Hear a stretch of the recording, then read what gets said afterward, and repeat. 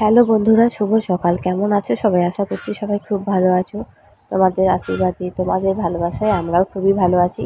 আমাদের স্বপ্ন চ্যানেলের নতুন আরও একটি ভিডিওর সঙ্গে তোমাদের সকলকে অনেক অনেক স্বাগত জানিয়ে আজকের একটি নতুন ব্লগ স্টার্ট করলাম। সাথে থেকে ব্লগটি দেখতে থাকো, আশা করছি তোমাদের ভালো লাগবে। তো দেখো, আজকে আজকের নয়, এখনকার এই আকাশগুলো এত সুন্দর দেখতে লাগে, কি বলবো তোমাদের, জাস্ট অসাধারণ এক কথায় বলতে গেলে। একটু বৃষ্টি হচ্ছে, তারপরে রোদ্দুর উঠছে, তো তো বন্ধুরা, এরকম হয়ে এদিকে যাচ্ছে। সকালবেলা চা শুধুমাত্র খেয়েছি, এখনো খাবার কিছুটি খাওয়া হয়নি। খাবো, তারপরে যাবো রান্নার দিকে। আর ছেলে ওদিকে খেলা করছে, মা জল ভরছে কলে। তো এখন বাজে তোমার ওই 8:30টার মতো বেজে গেছে। এবার যাবো রান্না বান্নার দিকে, তারপর রান্নাটা সারতে হবে, বুঝতেই পারছো বাইরে রান্না যেহেতু। আর স্নান টান সেরে নিতে দেখো, চুলে তো চুলে তেল দিয়েছি, একদম চ্যাপচ্যাপে করে তেল দিয়ে মাথায় স্নান করেছি। ভীষণই পরিমাণে মাথাটা অস্বস্তিকর লাগছিল। আর তেল দিয়ে স্নান করলে বেশ আরাম পাওয়া যায়, সেই জন্যই আর কি। তো আজকে চুলটায় তেল দিলাম অনেক দিন পরে। আর চোখ মুখের অবস্থা একদমই বেহাল, কারণ কাল ছিল মঙ্গলবার। আর মঙ্গলবারে সারাটা দিন ধরো তোমার ভাতটা পায় না, এমনি মুড়ি এসব কিছু ফল টল খেয়ে থাকতে হয়, সেই কারণে একদম। আর প্রথম বছরই করলাম, তো সেই জন্যই আর কি। একটা মঙ্গলবার হয়েছে, আর এটা দ্বিতীয় মঙ্গলবার, আরো দুটো পড়বে, তো ওটাও ওরকম ভাবেই পালন করতে হবে। আর এদিকে বাবা কিন্তু সকাল সকাল একদম পুরো ব্যাগ ভর্তি করে বাজার নিয়ে চলে এসছে, সবজির বাজার। যেহেতু আজকে আমাদের এখানে বাজার ছিল আর কি, সপ্তাহে 2 দিন হয়, সেটা তো আমাদের আগেই বলেছে অনেকবার ভিডিওতে। তো আজকেও ছিল সেই মতো। দেখো, অনেক টাটকা সবজি।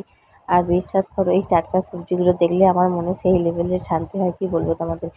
খেতে পছন্দ করি বা না করি, এই গুছিয়ে রাখার ব্যাপারটা আমার এতটাই সুন্দর লাগে, কি বলবো। সমস্ত কিছু এনেছে, কাটা মাছও এনেছে, তার সঙ্গে এই যে কুমড়ো, ডিম আর আলু সেদ্ধ করতে দিয়েছি, ঝোল হবে আর কি, হালকা ঝোল করব, সেই জন্য ইন্ডাকশানে সেদ্ধ করতে দিয়ে দিয়েছি। ওদিকে কুমড়ো শাকটা রান্না হয়েছে, তারপরে কুমড়ো হবে, তাহলেই আমার রান্না বান্না আপাতত কমপ্লিট, এবেলার মতো। তো রাত্রের জন্য এই তরকারিটা থেকে যাবে। অনেকগুলো ডিম রয়েছে, 8টা ডিম রয়েছে এর মধ্যে, একটা তুলে নিয়েছি, 7টা রয়েছে। তো চলো বন্ধুরা, এখন রান্না বান্নাটা সেরে নিই, পরে কথা হচ্ছে।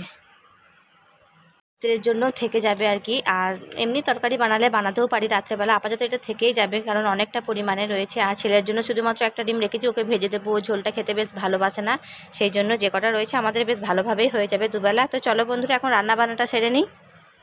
তো দেখো অবস্থা, এই একটু আগে এত সুন্দর একটা আকাশ, চারিদিকটার পরিবেশ কি সুন্দর দেখাচ্ছিল, এর মধ্যে কালো অন্ধকার একদম ছেয়ে দিয়েছে পুরো আকাশ। মনে হচ্ছে যেন একটু বৃষ্টি হবে। আর হালকা হালকা বৃষ্টি হচ্ছে, তারপরে আবার কেটে যাচ্ছে, রোদ্দুর চলে আসছে। তো এই হচ্ছে। আর যেখানে ধানের গোলাটা বানানো হবে, সেই জন্য সমস্ত কিছু প্রস্তুতি চলছে। আগের দিনই মাটি দিয়ে উঁচু করে রাখা হয়েছে, যাতে বৃষ্টির জল এসে জমা না হয়, তাহলে ধানগুলো নষ্ট হয়ে যাবে। আর তোমাদের সঙ্গে বকবক করতে করতে আমার রান্নাবান্না কমপ্লিট। এই যে ডিম আলুর ঝোল করেছি, আর এই যে কুমড়ো শাক দিয়ে কুমড়ো, এটা খেতে আমাদের বাড়ির সবাই ভীষণ পছন্দ করে। আর তার সাথে ছেলের জন্য একটা ডিম ভেজে দিয়েছি, পেঁয়াজ দিয়েও ভাজা ডিমটা খেতে বেশ পছন্দ করে, কিন্তু সেদ্ধটা খেতে পছন্দ করে না একদমই। আর এই যে একটু কুমড়ো ছিল বেশি পরিমাণে, সেটাও একটু রান্না করে দিয়েছি আর কি, নষ্ট হয়ে যাবে। তো সেই জন্য তো এই হচ্ছে দুপুরে রান্না বান্না। আর আর এখন না একটু সমস্যার মধ্যে রয়েছি। তো তোমরা হয়তো ভাববে বারবারই আমার সমস্যা হচ্ছে, কিন্তু সত্যি সমস্যা না হলে কেউ কী বলবে। যাই হোক, একটু সমস্যা রয়েছে, সেই কারণে আমার সারাদিনের ভিডিওটা শ্যুট করে ঠিকঠাক এডিট করে তোমাদের কাছে পৌঁছাচ্ছে না আর কি, দিতে পারছি না। সেজন্য আমার নিজেরও খারাপ লাগছে, কিন্তু চেষ্টা তো অবশ্যই করছি। যাই হোক, এটা কাটিয়ে ওঠার পরে আবার ঠিক হবে। ওটা ছিল আগের দিনের, তারপরের দিনের এটা আর কি, একটুখানি ক্লিপ নিয়েছি, সেটাই জুড়ে তোমাদের সঙ্গে শেয়ার করছি। এটা আজকে ধানের গোলাটা বানানো হচ্ছে, সেই জন্য 3টে জেঠু কাজে লেগে পড়েছে, এই ধানের গোলা বানানোর জন্য। ওটা তার একা সম্ভব নয়, আর সঙ্গে বাবাও রয়েছে, তো হেল্প করছে আর কি। আর এদিকে রান্নাবান্না হচ্ছে, ওই 3টে জেঠুও খাবে আর কি বাড়িতে আমাদের, সেই জন্য। আর যেখানে রান্না করি সিঁড়ির ঘরটা, সেখানটাও পুরো ধানে একদম ছড়াছড়ি হয়ে রয়েছে, ধুলো টুলো উঠছে, সেই জন্য ঠাকুমার যে বারান্দাটাতেই রান্নাবান্না করছে আর কি।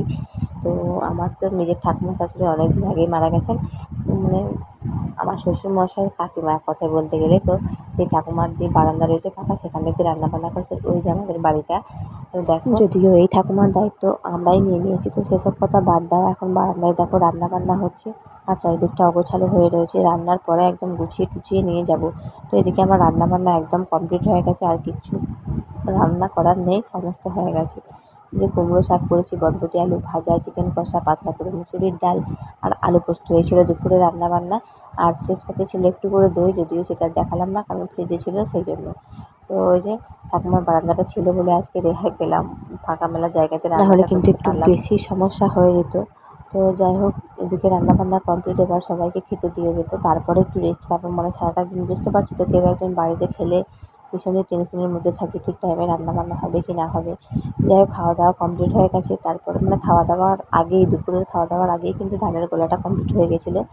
আর দেখো এখন দেখতে কতটা সুন্দর লাগছে, মানে পুরোপুরি কমপ্লিট হয়ে গেছে এবারেও। তো জল টল হলেও আর ধানগুলো ভেজার সম্ভাবনা থাকবে না, কারণ অনেক অনেক খড় দেওয়া রয়েছে ভেতরে। তো যাই হোক, কেমনই একটা সিস্টেম, তাই না? দেখতেও সুন্দর লাগছে, অথচ ধানটাও সুরক্ষিত থাকবে। তো এই হচ্ছে ব্যাপার। আর যারা চাষবাস করে তাদের কাছে ধানের গোলাটার দাম অনেক অনেক অনেক মূল্য। এটা অসময়ের একটা সম্বল আমাদের কাছে। যাই হোক, সেই জন্য ধানটা বেঁধে রাখা হলো। এখন তো ধান সেরকম নেই, সেই জন্যই আর কি। আর আকাশটাও আর কি পরিষ্কারই ছিল, হালকা হালকা বৃষ্টি হয়েছিল, কিন্তু বেশি বৃষ্টি হলে কিন্তু আজকে আর ধানের গোলাটা বানানো হতো না। 2 দিন আবার